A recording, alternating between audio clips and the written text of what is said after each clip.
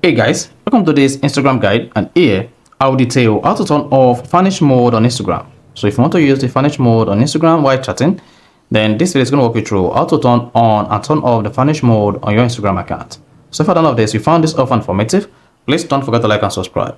Now to turn off vanish mode on Instagram, all you just need to do is open the Instagram application on your phone. This could be Android and this could be iPhone. Then go ahead and click on the chat icon at the top right. Here, select the chat where you want to turn off vanish mode. Once you select the chat and vanish mode is turned on, you should see you turned on vanish mode.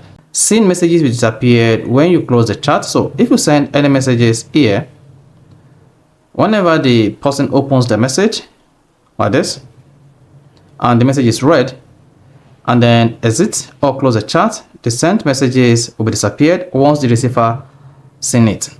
However, to turn off vanish mode, all you just need to do is swipe up on the page like this until you see release to turn off vanish mode. You see that? Release to turn off vanish mode. Then that is going to turn off vanish mode. Then to turn on vanish mode, repeat the process, swipe up again until you see release to turn on vanish mode.